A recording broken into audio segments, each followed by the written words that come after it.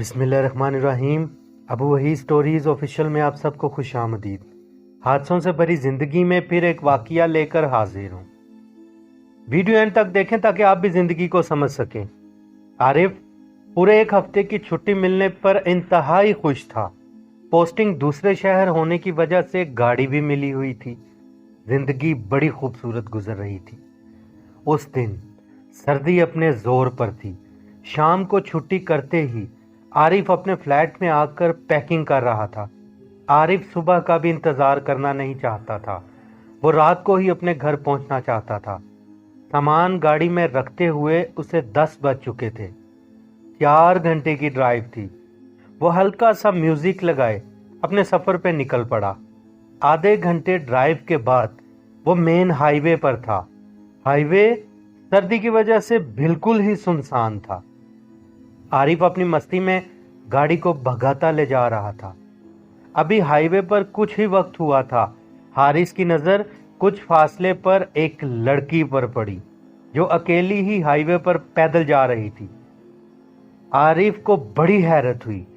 वो सोच रहा था इतनी ठंडी रात और इस वक्त ये अकेली लड़की क्या कर रही है। यहाँ तो कोई लोकल ट्रांसपोर्ट भी नहीं है। वो ना चाहते हुए भी गाड़ी उस लड़की के पास ले गया। करीब जाकर पूछा, बहन इस वक्त अकेली क्या कर रही हैं? आपको कहाँ जाना है?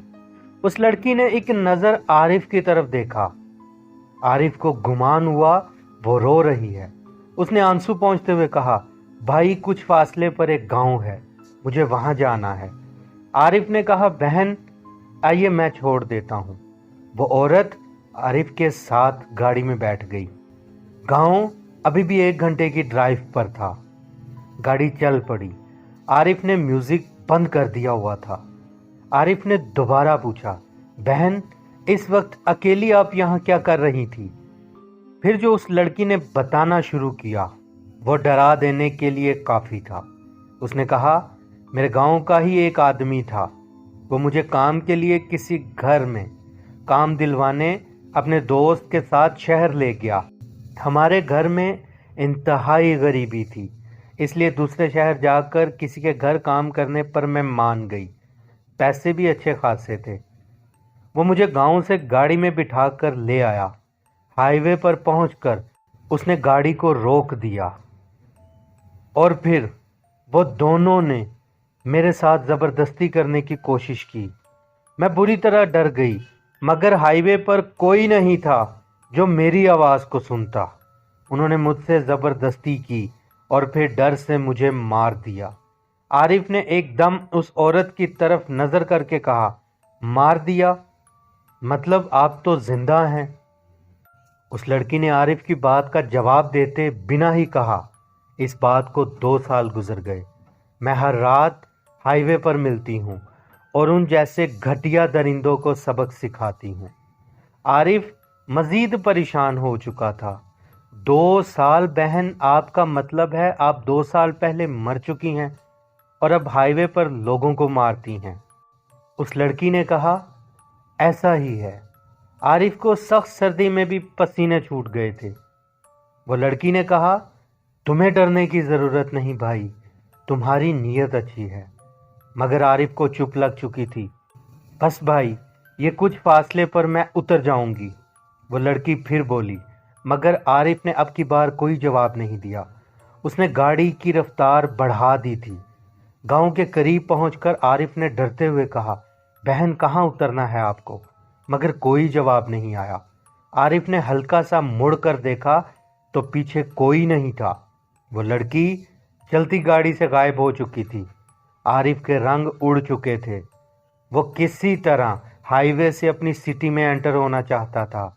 हल्की बारिश शुरू हो चुकी थी। थोड़ी देर बाद वो अपनी सिटी में एंटर हो गया तो कुछ जान में जान आई। रात 2 बज चुके थे। वो अपने घर के मेन गेट पर गाड़ी पार्क कर रहा था।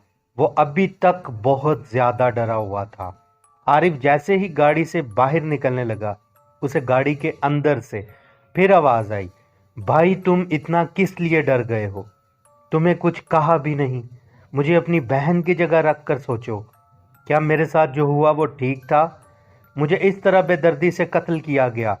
مجھے مارا گیا، اور پھر رونے کی آواز آئی۔ عارف اب مطمئن ہو چکا تھا، وہ ڈر جو اس کے اندر تھا ایک دم ختم ہو گیا تھا۔ پھر عارف نے کہا، بہن کاش میں آپ کے لیے کچھ کر پاتا، مگر وہ آواز خاموش ہو چکی تھی۔ عارف اس لڑکی کا درد سمجھ چکا تھا۔